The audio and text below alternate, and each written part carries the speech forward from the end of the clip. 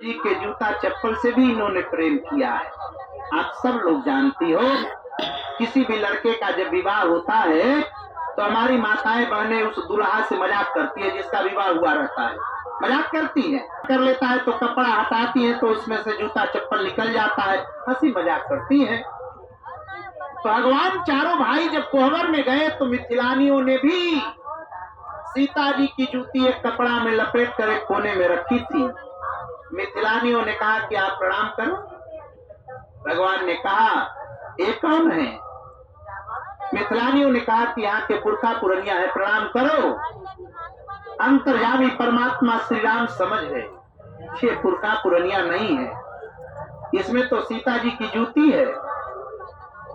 राम जी ने कहा कि यहाँ के पुरखा पुरनिया है, तो कहा तो सीता प्रणाम कर लेगी, चूंकि सीता यहाँ रहती है।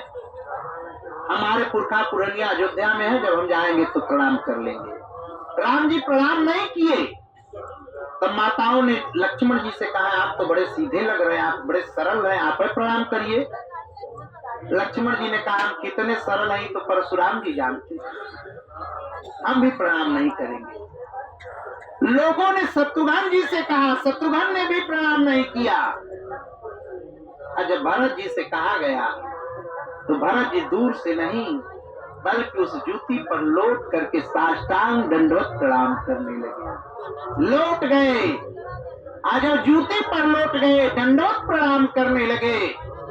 माताओं ने वस्त्र को हटाया तो उसमें से सीता जी की जूती निकल गई।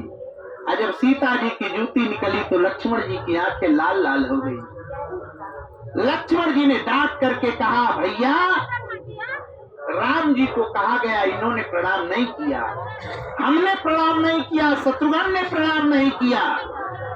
और जब आपको कहा गया तो आप दूर से नहीं बल्कि लौट करके साष्टांग प्रणाम कर रहे हैं। सारी भक्ति आपको ससुरालय में दिखानी थी, बड़ी बदनामी हो गई। आपने क्यों प्रणाम किया? जिस समय लक्ष्मण जी ने भरत जी को डांटना शुरू किया तो भरत जी की आंखें भर आई।